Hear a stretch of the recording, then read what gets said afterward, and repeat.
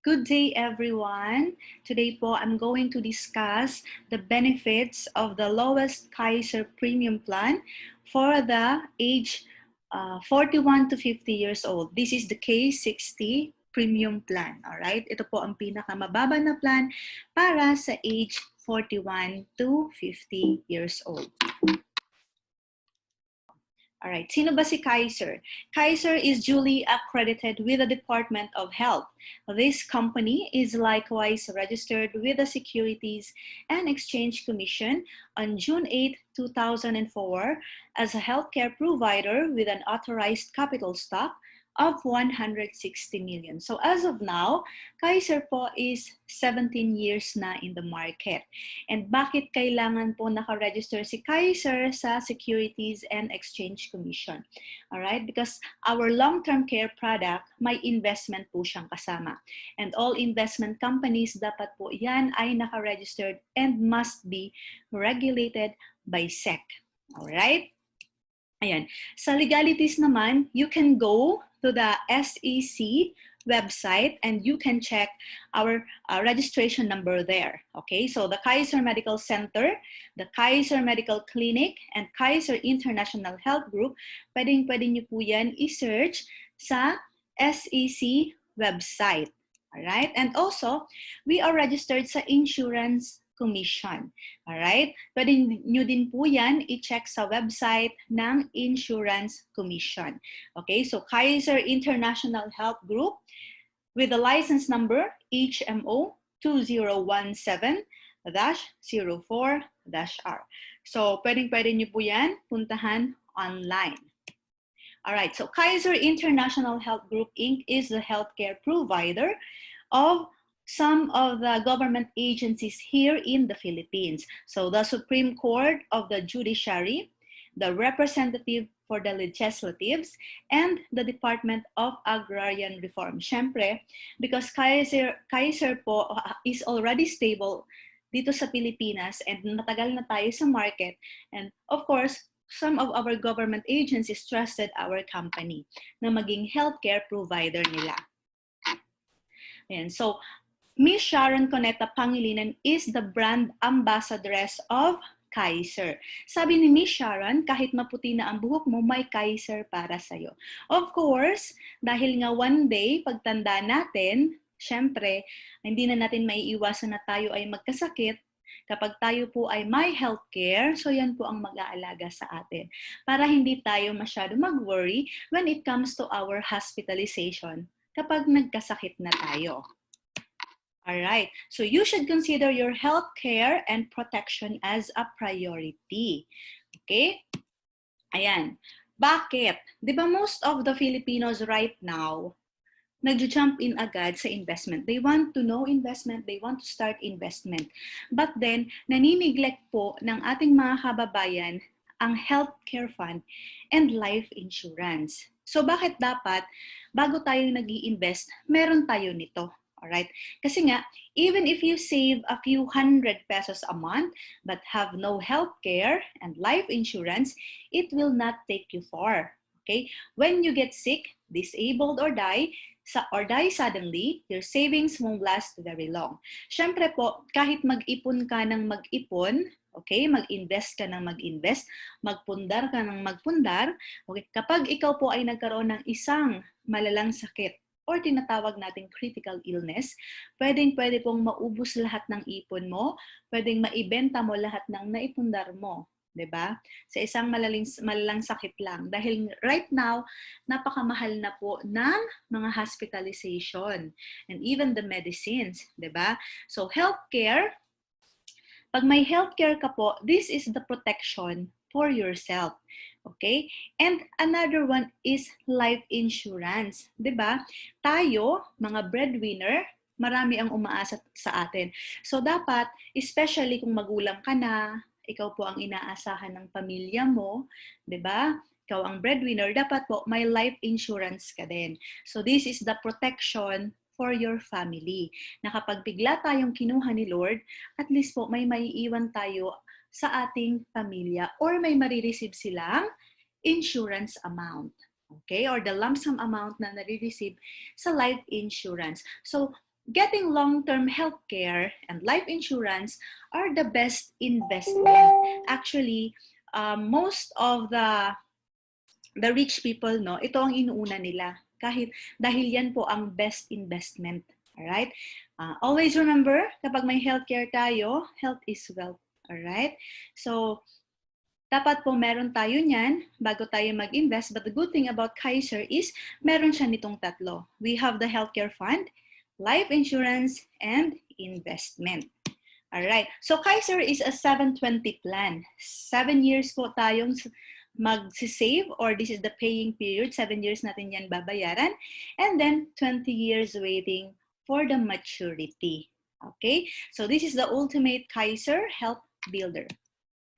So I'm going to discuss to you your benefits for the accumulation or the saving period. So ito po yung from 1st to 7th year.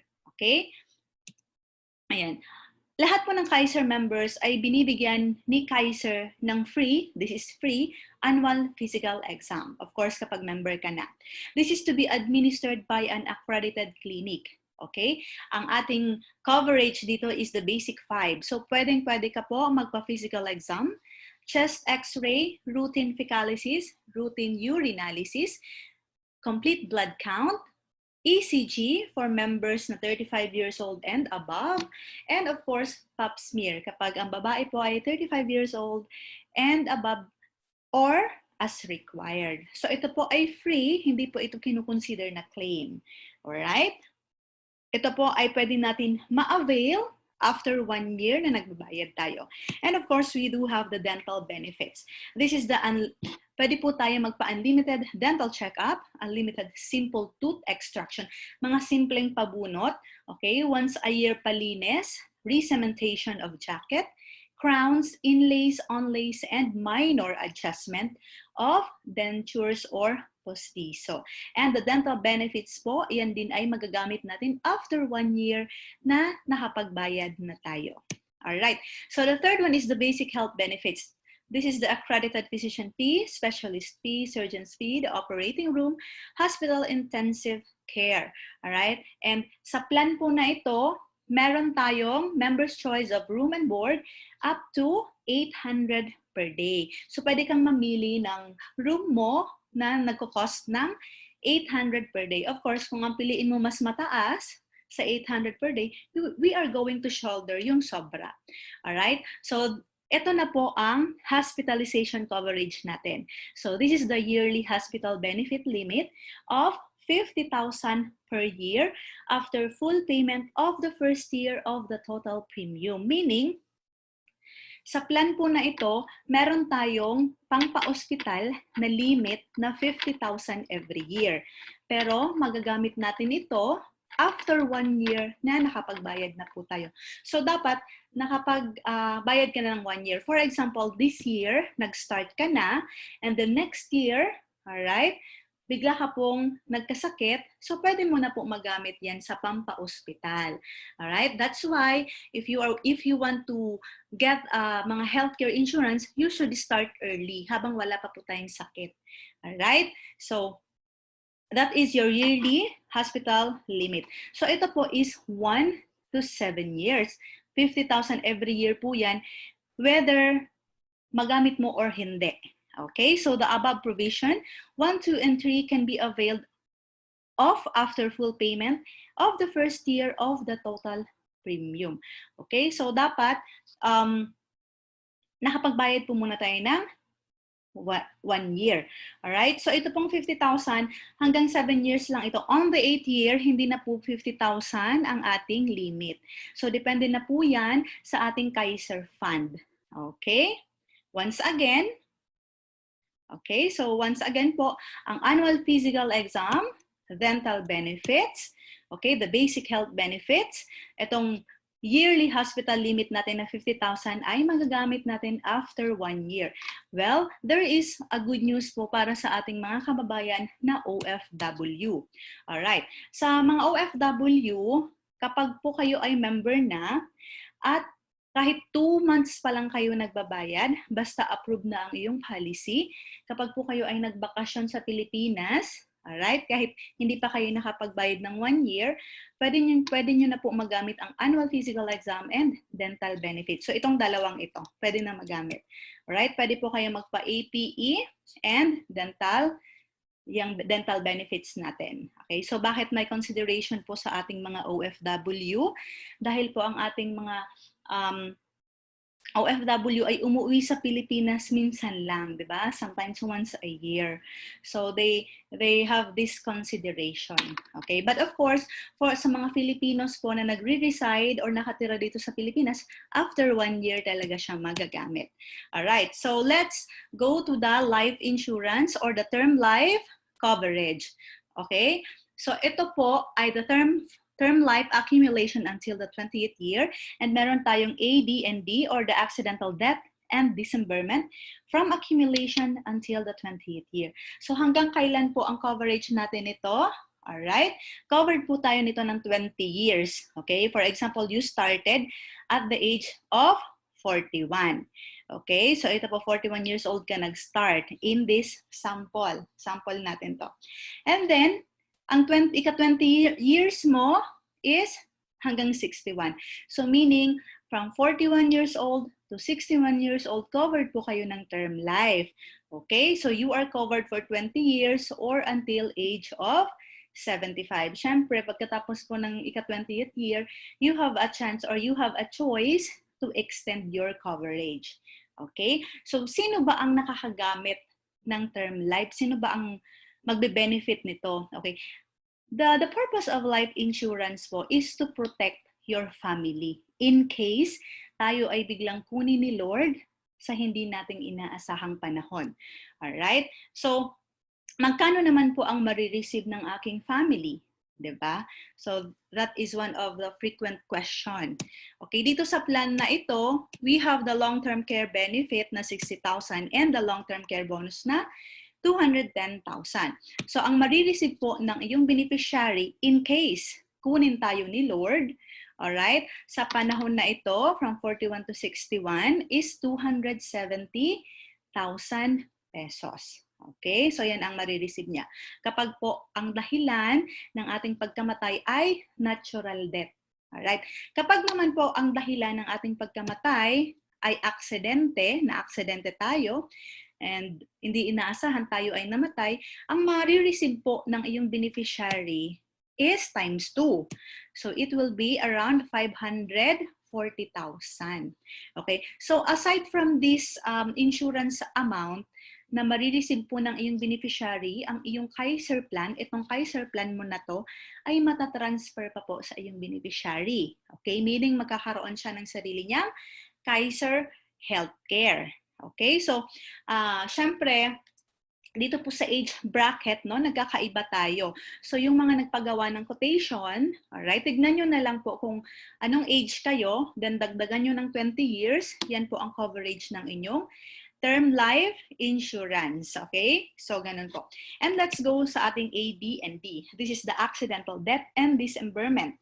Should the member suffer directly and independently of all other causes, any bodily injury affected solely through external, violent, and accidental means occurring prior to the member's 75th birthday and prior to the entitlement to the long-term care benefit, which result in any of the specified losses within 180 days after the accident causing the injury, the insurance company will pay the following. So ito naman pong AD&D is yung na-aksidente tayo pero hindi tayo namatay.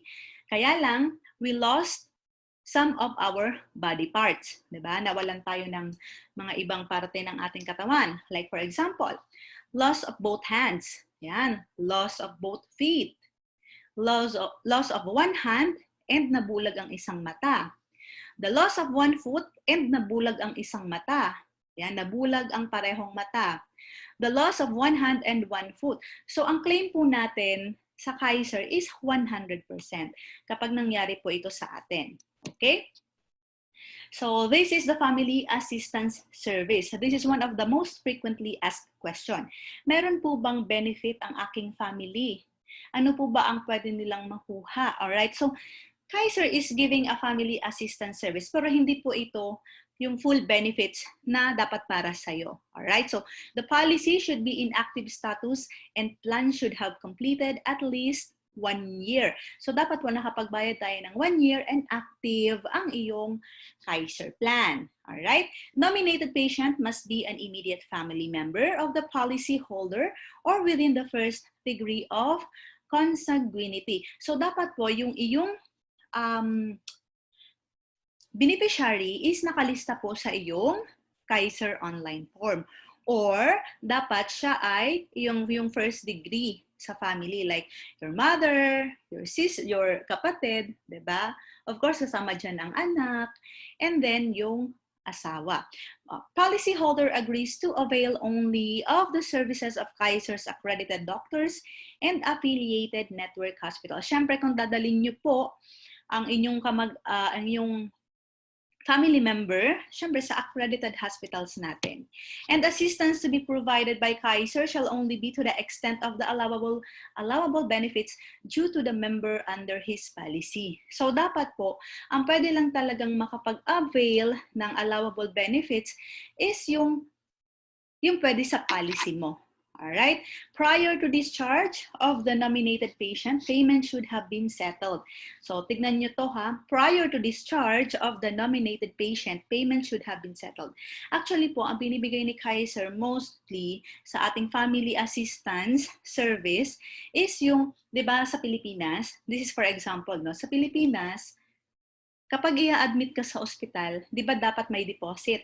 Alright? So kapag walang deposit, minsan hindi ina-admit. Kung maghanap ka ulit ng another hospital na tatanggap sa'yo.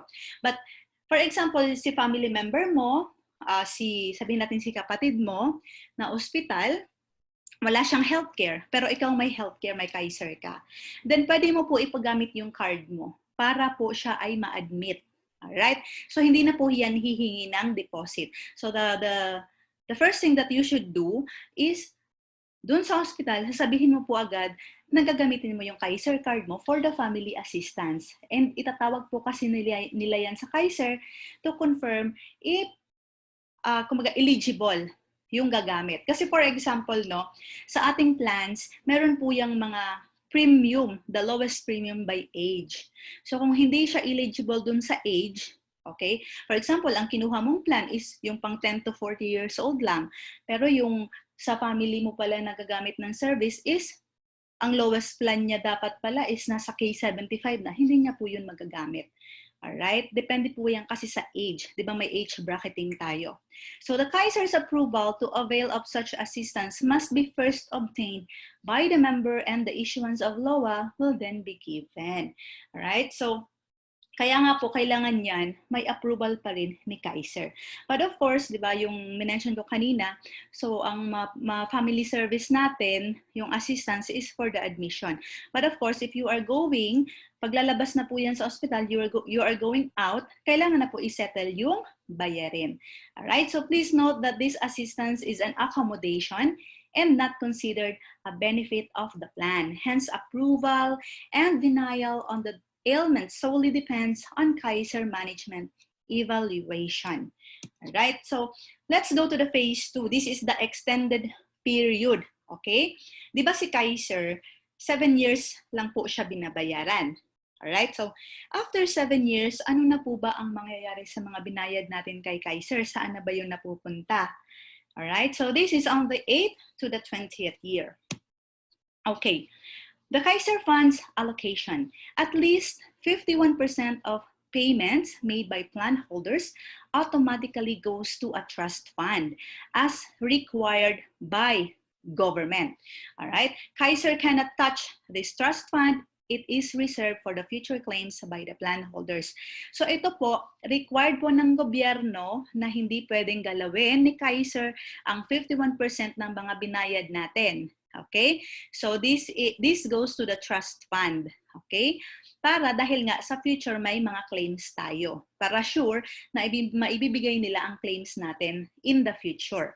So Kaiser Trust Funds are managed by 2 international banks. The ING Bank sa Netherlands and the Deutsche Bank sa Germany. Alright? So ano ba mangyayari sa other Di ba? Yung 49%. The 49% goes to investment. Okay? Portion of which is managed by Soldibo funds. So dito na po pumapasok yung investment on the 8th to the 20th year.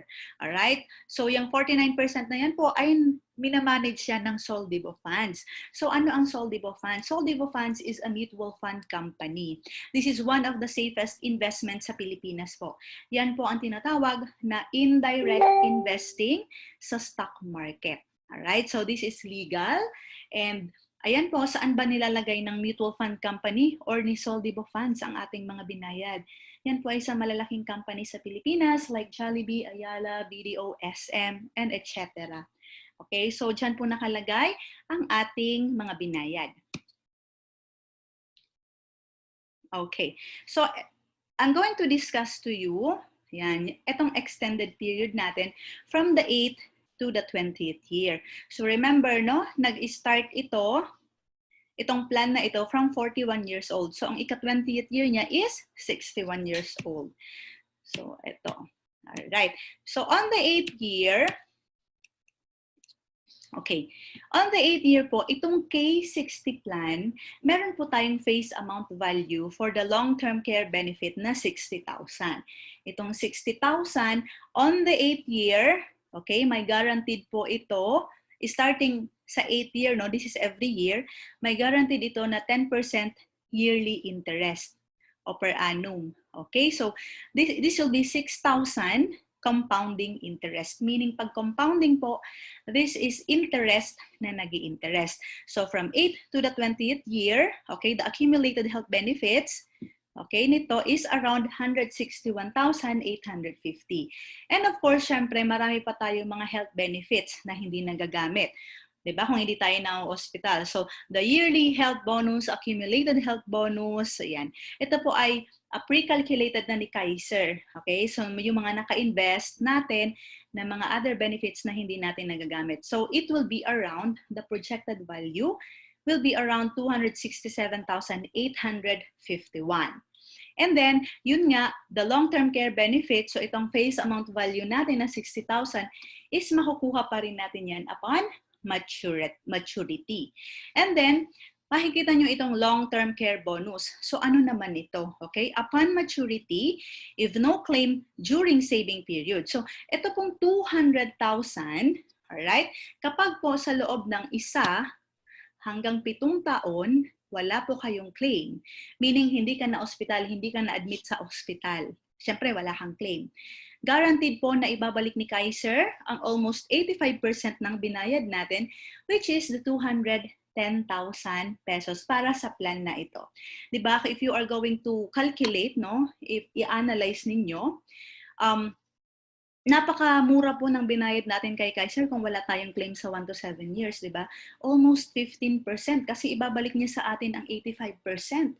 So yung 15% na yon, covered ka ng healthcare, covered ka ng insurance, and of course, tumubo pa yung pera mo sa investment side.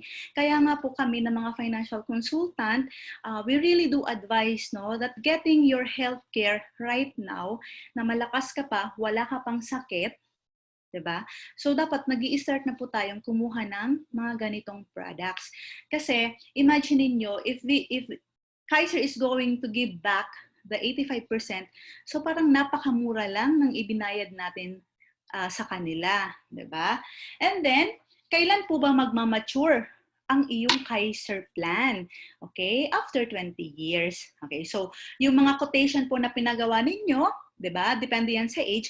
Kung ilan po ang taon ninyo ngayon nang ginawa yung quotation, if you started right now, then dagdagan nyo lang po yan ng 20 years. So, doon nyo po makikita kung ilang taon na kayo magmamature ang inyong plan. So, magkano ang maturity value ng plan na ito? Alright? So, it will be 699,701. So, kapag nag-mature po ang plan nyo, this is good as cash. Kaya maganda din po talaga ang ating Kaiser dahil pwede siya maging retirement fund. Ayan. Kung ayaw mo na, you can withdraw this money. Okay? So, the long-term care period, this is the 21st year and onwards. Okay? So, ayan. Ito po yung calculation natin kanina. No? Your maturity value. Ano po ba ang pwede mong gawin? Ano ba ang choice mo kapag nag-mature na ang plan nyo? So once again, tignan nyo po yung age nyo, no? Dagdagan nyo lang ng another 20 years, doon nyo po malalaman kung ilang taon ka, ilang taon magmamature ang Kaiser plan mo. Alright? So may choice ka. Your options: continued health benefits with term life insurance. Ito pong 699,000, pwede niyo pong itong iwanan lang kay Kaiser. Kung sa tingin niyo na ang Kaiser is for your healthcare needs, pwede niyo pong iwanan lang yan. Siyempre, continuous po ang pag-generate ng interest nito. Okay? So, of course, continue pa rin po ang ating healthcare benefits hanggang may pondo tayo. And then, pati po ang ating term life. So, choice mo yan after the maturity. Your second choice, the continued health benefits with yearly increment, annual withdrawal of the yearly increment earned. So, pwede mo pong iwanan lang yan kay Kaiser at wini-withdraw mo lang yung interest every year. Okay? Number 3 is the partial withdrawal up to 50% of the total health benefits. Okay? So, ang gustong sabihin nito, pwede niyo pong kunin ang kalahati, iwanan ang kalahati. So, syempre kapag iniwanan nyo ang 50%, continuous pa rin po ang ating health benefits and continuous pa rin ang generation ng interest rate niyan every year. Or, kung gusto nyo, the full withdrawal of total health benefits. So, kung sa tingin nyo, ayaw nyo na po talaga ng Kaiser, sobrang lakas nyo pa, feeling nyo hindi talaga kayo magkakasakit, pwede nyo na pong kunin lahat to. Alright, so syempre kapag kinuha niyo po yan, wala ka ng Kaiser. So that's why I mentioned earlier na Kaiser, our plan here, no, this is good as a retirement fund. Kasi nga, kapag umabot na tayo for the age of 61, sample, at gusto niyo yan i-withdraw, di ba, may pang-retirement fund ka. Okay? Ayan. So, ito yung kanina, no? Like for example, you want to withdraw the yearly increment or yung yearly interest. For example lang, no? 10% po ang per annum umaabot. So, pwede niyo pong kunin yung 69,970 every year. Pero syempre, this is projected. Hindi po yan guaranteed. Nag-range po yan from 3% to 10%. So, ito po ay sample lang. Okay? Ayan. So, the long-term care period. Ano nga ba? What if, di ba, yung other choice natin na iwanan ko lang yan dyan kay Kaiser, hayaan ko lang yan tumubo, no? So, pag nag-age po kayo ng 65, ito po ang magiging Kaiser fund ninyo, the projected value.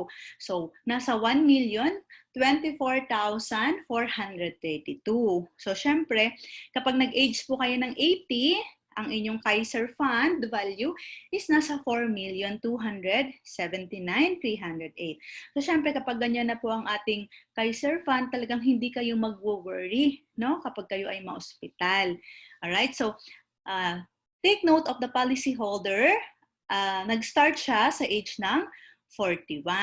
Okay? So, kaya ang maturity niya is 61. So, kayo, na mga nagpagawa ng quotation, check nyo na lang po kung anong age kayo nag-start. Alright? So, the investment growth varies from the time you started your Kaiser plan. Siyempre po, dahil nga, di ba, iba-iba ang age ninyo na mga nagpagawa ng quotation. So, check nyo lang po yung sa after the maturity value, i-check nyo po yung value sa pag-age ng 65 and age 60. Kasi dito po sa ating projected value, kayo magkakaiba.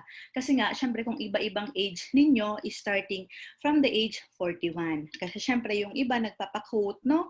Nag-started at the age of 45, 46, ganon. So, dito po kayo magkakaiba. Alright? So, syempre, kapag mas maaga ka magsimula, mas malaki ang growth ng pera sa investment side.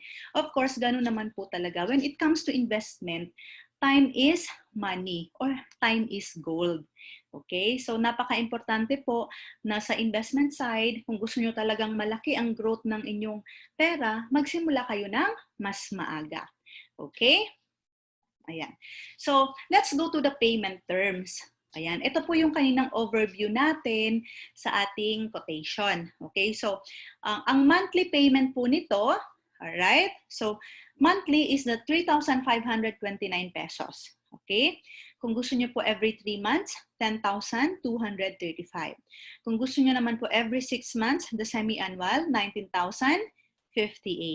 And of course, ang kinagandahan nito is may free ito na 1 month every year. And the annual is 35,293. Meron naman po ito na free na 2 months every year. And kung gusto niyo po one-time payment, di ba yung spot cash, 225,020. So ito po ay one-time payment. Okay? And meron po tayong policy fee na 500 every year. Okay? So, ayan. Okay, so let's go to the upgrading mode of payment. So ganito po yan. For example, okay, syempre kami po na financial consultant, I would highly advise, no, maganda po talaga mag-annual. Kasi sayang naman ng 2 months na free or the spot cash. Pero if you don't have enough money right now, yan, I would highly suggest you start with monthly. Bakit? Kasi po, kapag nag-start kayo ng monthly and ma-approve na ang plan nyo, ma-enforce ang plan nyo, anytime po na may mangyari sa atin, may claims po ang beneficiary. Diba? So, for example, approve na ang plan nyo and after 2 days, no, hindi naman natin alam ang mangyayari, kinuha tayo ni Lord, at least po ang iyong beneficiary ay may marireceive na insurance amount or may claims na agad sila. Alright? Wherein, sa upgrading naman po ng payment, okay? For example, nag-start ka this year ng monthly and next year, sabi mo, kaya mo na mag-annual payment, pwede po kayo mag-upgrade. Okay? So, for example, monthly ngayon, then next year, gusto mo na po mag-annual, pwede po yon. So, of course, makukuha mo pa rin yung discount. Okay? And then, pero po, once mag-upgrade kayo, hindi na tayo pwede mag-downgrade. Kumbaga, nag-annual payment ka na, hindi ka na po pwede bumalik sa monthly payment. Okay? So, sa ating upgrading of mode of payment, meron lang po tayong processing fee na 300 pesos. Okay? Ayan. And meron din tayong tinatawag na grace period. 'Di ba? Syempre, once you started your healthcare plan, meron po yan na due date. Okay? For example, nag-start ka ng January 15, ang due date mo is February 15.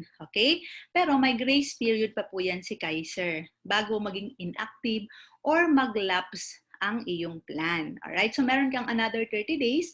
Kumbaga, hanggang, di ba, February 15, then meron ka hanggang March 15 to pay for your due date. Ayan, para hindi po mag-lapse ang iyong plan. Okay? Pag nag-lapse kasi po ang iyong plan, meaning inactive. Pag inactive at biglang may nangyari sa atin, wala tayong claims. Alright? Ayan. Siyempre, kapag po dumating ang time na nag-lapse or naging inactive ang iyong plan, meron naman tayong tinatawag na reinstatement. Okay? Pwede niyo po ulit ipa-active ang inyong plan. Okay? So kapag pina-active natin ang ating plan, meron lang yan na bayad na 300. Pero hanggang kailan po pwede ipa-active ang plan? Alright? So Kaiser is giving us 2 years, no? 2 years to reinstate ang ating Kaiser plan. Ayan. So kasi syempre, no, most of the insurance company, meron po yan talagang timeline. Ang iba nga po niyan is 6 months lang or 1 year na po-forfeit na lahat ng binayad. So si Kaiser, hindi niya po agad pino-forfeit ang ating mga bayad. So binibigyan niya tayo ng longer time, 2 taon, para po ipa-active ulit ang ating plan. So that is long enough, no? Bago po ma-forfeit ang ating mga binayad. Alright, so PhilHealth. Your PhilHealth benefit is integrated with Kaiser. So dapat po meron tayong PhilHealth. Of course, most of the insurance companies here in the Philippines, kapag na-hospital ka, di ba, ang una naman talagang tinatanggal sa mga bills natin is PhilHealth. And then, yung remaining po ang babayaran ni Kaiser or any insurance company, ganun po talaga ang process. So, kapag wala tayong PhilHealth, so tayo po ang mag-shoulder doon. So, better get your PhilHealth also. Okay? And then, the healthcare value. So, this is one of the most frequent question also. Marami kasi ang nagtatanong, what if po ayaw ko na ng Kaiser? Gusto ko na siya i-surrender. Okay? So, pwede niyo po i-surrender ang plan nyo. The owner may surrender the contract for its cash value is stated in the schedule of benefits provided the plan is active for at least a year. Meaning, bago po kayo magsusurrender ng plan, dapat po active ang plan nyo for at least 1 year and naka-active status siya. Okay? Pag nag-surrender kayo po ng plan, take note na hindi po lahat ng inyong nabayad ay makukuha natin. Sa lahat po yan ng insurance company. Okay? Ang nakukuha lang natin dyan is very minimal. So, napakaliit. Kaya po ako as a financial consultant, hindi ko po yan ina-advise. We never advise to surrender a plan. Okay? Kasi hindi mo na nga po makukuha lahat ng binayad mo. Baka mamaya, one day, na kailanganin po talaga natin ang healthcare dahil sa ayaw at sa gusto natin, no, magkakasakit tayo. So, kailangan po talaga ready tayo for our health. Yan, dapat may healthcare tayo. Ayan. So, the transferability of the Kaiser Ultimate Health Builder. So, pwede po ba i-transfer ang Kaiser? For example, ayoko na ng Kaiser. Pwede ko ba to i-transfer sa iba? Pwede po. Okay? Pero, matatransfer mo lang ito sa iyong beneficiary. Kung sino ang sinulat mo sa Kaiser online form. Okay? Pero hindi mo siya pwede ibenta. But yes, you can transfer this to your beneficiary only. Okay? Ayan. So once po nagustuhan nyo ang Kaiser, you wanted to start your Kaiser and na-approve na ang inyong Kaiser plan, magkakaroon kayo ng sarili nyong online portal sa Kaiser website. So meron po tayong website. Okay? Sa loob po nitong Kaiser portal natin, nandyan po ang inyong policy. Nasa loob po niyan ang inyong temporary health card. Okay? So yun po ang pinapakita natin kapag tayo ay ma-hospital or may claims. Alright? And then, nandyan din po sa loob ang inyong mga payment history. So, yung mga bayad po ninyo ay naka-record po dyan. Para of course, na-monitor ninyo kung nare-record ang bayad ninyo. Alright? And then, once po matapos kayo magbayad, okay, ng 7 taon, ng 7 years, or even binayaran nyo yan ng earlier, so makaka-receive po kayo ng Certificate of Full Payment. Okay? And of course, your permanent Visa card. Okay, so yan po ang marireceive natin. So, once again, no, Kaiser is one of the best investment na dapat meron tayo. This is a 3-in-1 product. So, napakaganda po ng program ng Kaiser, especially for the preparation of our retirement years. Ayan. So, si Kaiser answers our 3 major financial needs during productive years and retirement years. Ayan. So, si Kaiser po meron ito, no? Healthcare fund beyond age 60. So, napakaganda po ng healthcare because this is the protection for yourself. Diba? Especially kung ikaw po ay breadwinner, no? Sa maraming umaasa sa'yo, dapat po may healthcare talaga tayo para pag nagkasakit tayo, diba? Dahil sila umaasa sa atin, sino aasahan natin? Alright? And covered tayo nito hanggang 60 years old and beyond. So kahit po lumagpas ka ng, kahit mag 100 ka, covered po tayo nito hanggang mayroon pong pondo ang Kaiser natin. Alright? So healthcare is very important dahil one day, yun nga, no? Hindi natin po maiiwasan na manghihina tayo at magkakasakit tayo. And then life insurance. This is the protection for your family. Yun nga, lalo na po kung ikaw ay breadwinner, ikaw ay magulang, di ba? Maraming umaasa sa'yo. Dapat po talaga ay may coverage tayo ng life insurance. Dahil kapag bigla tayong kinuha ni Lord, di ba? So at least po ang iyong beneficiary ay may marireceive na lump sum amount. No, depende sa plan na kinuha mo. Kahit pa paano may marireceive silang pera, no, na maiiwan para sa kanila. Especially if right now nag-i-start ka pa lang mag-ipon or wala ka pang ipon, 'di ba? Ang hirap naman na bigla tayong kinuha ni Lord, utang pa ang maiwan natin sa kanila. So better yet, have you get yourself an insurance policy or be insured. Okay? Ayan. And then may investment pang kasama. No, napakaganda kasi ang mga binayad natin hindi natutulog. So naka-invest po siya at nag-generate ng interest, no, per year. So yun nga na-mention ko na this is also good as a retirement fund, 'di ba? Kung ayaw mo na pagdating ng 60 years old mo, edi withdrawin mo na lang yung Kaiser fund mo. 'Di ba? So napakaganda po ng program natin. This is a 3-in-1 package with the healthcare, life insurance, and investment. Ayan po. So, once again, no, kami po ng mga financial advisor, we do advise our fellow kababayans, whether in the Philippines or nasa abroad, to start getting your healthcare now. Dahil po, napakaganda or kumbaga, less stress, no worries kapag po kayo ay may healthcare. Na kapag nagkasakit tayo, hindi po tayo masyadong mamomroblema kung saan tayo hahanap ng pampagamot. Alright? Especially also for our fellow OFWs, di ba? Kasi ang mga OFW, matagal nagtrabaho yan sa abroad. And then mostly kapag umuwi po yan, nagsisilabasan na ang mga sakit, no? Lumalabas na ang mga kung anong masakit, mga sakit-sakit natin. So better yet, kumuha po kayo ng ganitong investment para yung mga inipon nyo sa abroad, okay, yung mga itinabi natin ay hindi po mapunta sa pampa-hospital natin pagdating ng panahon na nag-for good na tayo sa Pilipinas. Okay, so that is my advice to you. Alright, so Kaiser right now, meron na po tayong mga existing Kaiser Medical Clinics or centers, alright? So mostly po ito ay nasa NCR and nasa Cebu. And of course, Kaiser is still expanding. So nag-expand po yan sa mga probinsya. Alright? So kung wala naman sa probinsya ninyo ng clinics ng Kaiser, of course, marami po tayong accredited hospitals nationwide. Ayan. So thank you very much. So this is the end of our discussion ng benefits ninyo. If you have any questions and clarifications, please do message me. Let me know po para mag-guide and ma-assist ko kayo.